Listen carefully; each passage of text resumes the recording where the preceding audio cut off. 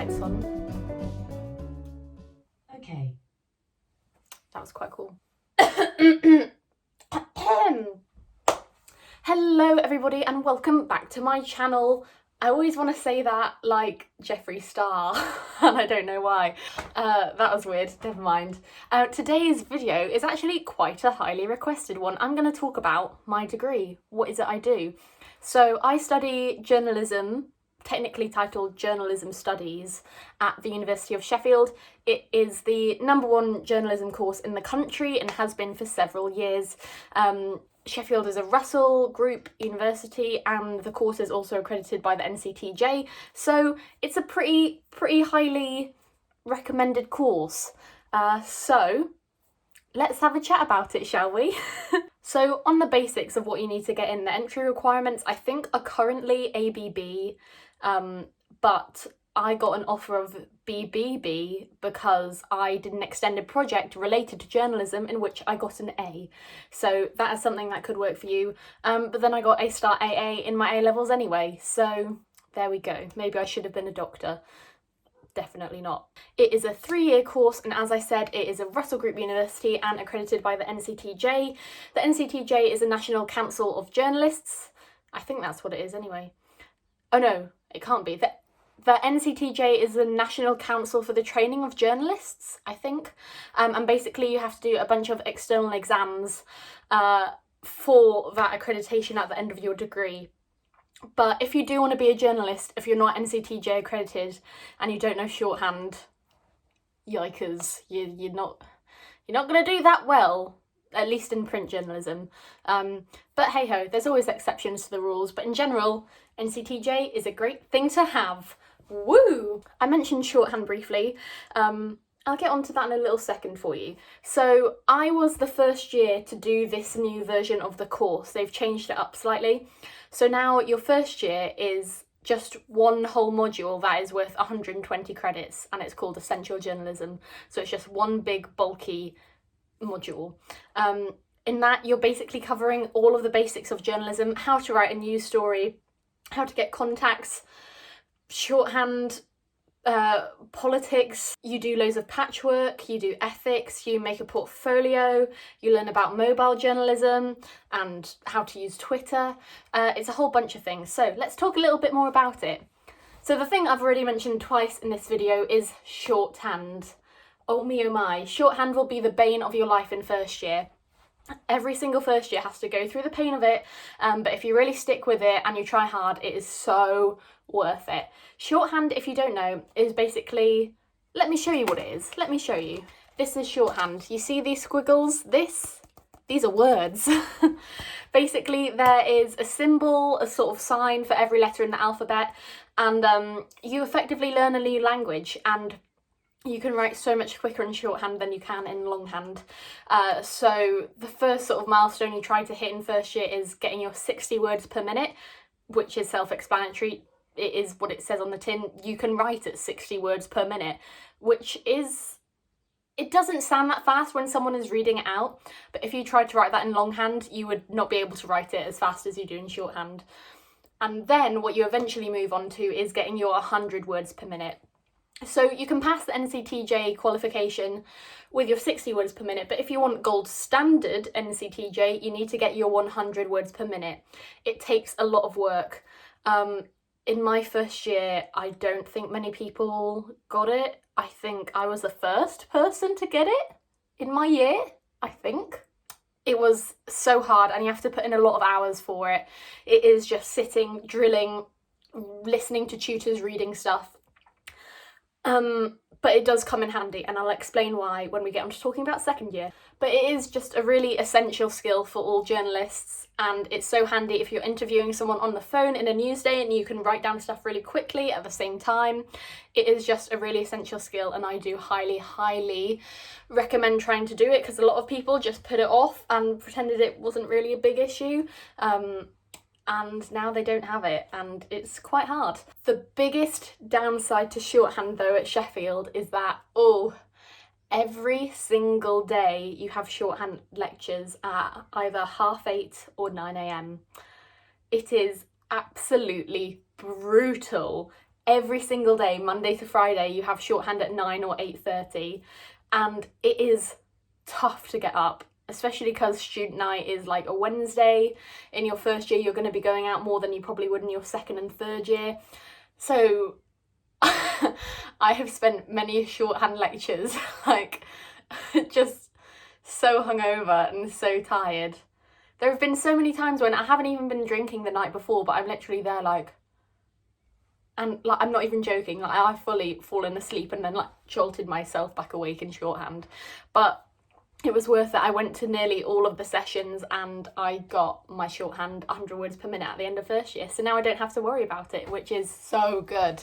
So definitely try going to those lectures, but don't let the fact that you have 8:30s and 9 a.m.s put you off going to the uni, because that'd be a silly thing to put you off. In terms of the basics of writing, you will be given a patch of the City of Sheffield, and you have to go and get stories from that patch, interview people, make contacts, and create a portfolio of your stories for the year. As part of that portfolio, it will include some of the stories you've written. You'll also have to do a mobile journalism piece, which is basically filming. And you'll also have to do some stuff on Twitter. There's also sort of an ethics strand, which I didn't really enjoy, but it is an important thing to do because we're all about being ethical journalists. And then there's also the sort of politics module. It definitely has, it's not called politics, but I called it politics when I was doing it because it just made life easier. You basically learn how systems of government work. I had a really great understanding of this beforehand because I did A-level politics, but I knew nothing at all about local government and councils. So that is something that you also learn a lot about. So you'll have an exam in that at the end of the year. It will be a uni exam and you'll also do an NCTJ one. So it's the same content and the lecturer for that is so great, and you get crib sheets and it's just perfection, chef kiss. Mwah. At the beginning of first year, you're going to be really scared to go out and talk to people. It's natural, everyone goes through it. But I swear, by the end of second year, you're not going to think twice about going to meet someone for an interview or ringing someone up on the phone. My one piece of advice, if you're studying journalism anywhere, do not email, just pick up the phone. You'll get an immediate response and it's just so much better. So that would be my number one piece of advice. In second year, the course is not one 120 credit module. It is split up into different bits, but the main chunk of it is live news production. So second year is when stuff starts to get a little bit more exciting, where you get to venture into radio, which I love so much. So live news production is basically radio, TV, and still your written stuff. You'll do these things in second year called news days, which is when you and your group, probably about like 20 people or so, go to one of the newsrooms in the journalism building, and you're there 9 to 5 and you act like a real working newsroom. So you've got editors, you've got deputy editors, you've got social media managers, you've got sports presenters, radio presenters, and just general news reporters as well. And everyone has to go out and get stories on the day, going outside, talking to people, making phone calls, and producing content for the Sheffield University's news website, which is really quite cool. If you want to see the kind of stuff that people do, the news website is called Chef News, so definitely go have a listen to that and a read. There's two types of news days that you do in second year. Those are radio news days and online news days. But as part of the live news production module, you also have TV workshops, which is where you're sort of getting to grips with how to use a professional industry standard camera and editing software. And I've really enjoyed it this year, although I haven't got to do an awful lot of it because of the strikes and coronavirus, which has not been very fun. But I've really enjoyed the workshops I have had in it. You will also have features workshops where you'll be creating a features portfolio in first semester. So this is your sort of first foray into sort of magazine writing, as it were. And then you'll do something similar in second semester with features. And I forgot to say as well, in first semester, you won't just be thrown into radio news days, you get a proper sort of feel for how radio works. you'll be going out into the city centre in one of your 3-hour workshops and just being told, go do a vox pop. If you don't know what a vox pop is, it is basically just walking up to the members of the public and getting their opinion on things. So you will be given a microphone and you'll just be told to go, and you've just got to go and run up to people and say, what do you think? Which can be quite intimidating, but honestly, as a journalism student, you just get used to it. You're going to get rejected so many times, but you get used to it, you grow a thick skin, and it's pretty easy, to be quite honest. Like, when my friends have to sit in a library and write like an essay, I get to go out and talk to people and find out about their lives, which is much more exciting. Although, don't get me wrong, sometimes I'm like, I wish I could just sit down and write an essay now rather than having to wait for responses from people. But that's how it goes. Now, a big part of second year is media law. This is tough. There is no way to avoid saying that. It's a tough module. You basically have to learn how to not get sued. So you're talking about, you know, defamation and all those kinds of things. There is a lot to learn, but no, there is no but, there is just a lot to learn. You'll have 4 exams on that. You'll have 2 university ones and 2 NCTJ ones, but they're all on the same content, so that makes life a bit easier. This year I had an exam on my 20th birthday and then other exams on the next 3 days, so it really sucked. But you know what? You work it out. You'll also get an optional module choice in your second year as well. Currently it's like data journalism or investigative journalism, and I think there's some other things too, but I don't know much about them because I don't do them. In terms of the equipment the building has, it is really great. You can take out any of the equipment whenever you like. So you're talking like recording devices, industry standard cameras, kits for mobile journalism. It is just really good, and they also have great on-site facilities. So we've got radio booths, there's 3 of them actually. There's the main studio and then like 2 other little recording ones that are inside the journalism building, which is really great. And the journalism building also has a common room that we share with the economics department, so that's quite unique. Not many other departments necessarily have that, so that's really cool. I do really enjoy the course. There are times when I'm like, I do not want to go and prep for this news day and interview someone. I don't want to do it, but you've just gotta power through. Oh yeah, I never said about why shorthand is so important. So when you're doing media law, you're also doing court reporting at the same time. How did I miss this out? Yeah, a huge part of second year is court reporting. So you will be sent with your notepad, with your pen to Sheffield courts, whether it's magistrates or Crown Court, or Coroner's Court as well. So if you have your shorthand, life will be really easy because you can take down everything that they say in shorthand. If you don't, it's going to be really tricky to get accurate quotes down, and you can't just publish inaccurate quotes because what if you defame someone? What if you get sued? What if you go to jail? So yeah, there are real world risks, but your lecturers would never let you publish something in real life that would let you get sued. So don't worry, it's fine. But yeah, so this is actually from, what is this from? It is mad that you're literally just sent to a court, and you know, these aren't pretend cases, these are real life criminal cases, and you won't normally be set in like sort of the area for press because there's not many seats and there's normally a lot of students there, but you will be sitting in the public gallery, and that can sometimes mean you're with the family members of people who are being sentenced to several years in prison. So it can be very emotional and difficult for some people, but it is very interesting.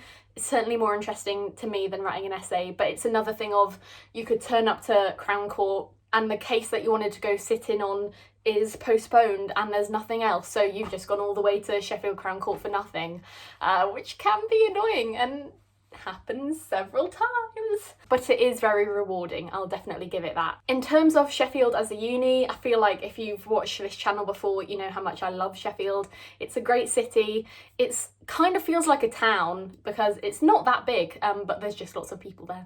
Everyone is so friendly in the north. Sheffield Student Union has been the best in the UK, like ranked #1 for I think like 15 years or something ridiculous.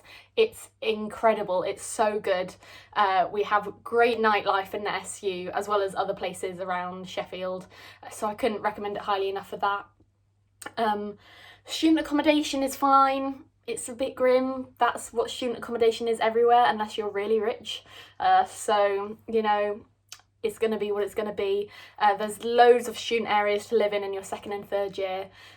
Because there's 2 universities in the city, it does feel very much like a student city, which is actually really, really nice. So yeah, I cannot praise Sheffield enough as a uni. They have great services as well in terms of like mental health support, in terms of facilities and SU, the societies. There's over 350 societies, I think, which is insane. There is a society for everything. Knitting, baking, musical theatre, literally everything you could want to do, there is a society for it. So it's great in that respect as well. I'm trying to think if there's anything else I can add about why you should do this course. I don't know. It's just really great, okay? Please do it, it's really good. What is really great about this course is that it does build your confidence so much. There is nothing like just going out there, talking to people and finding out stories.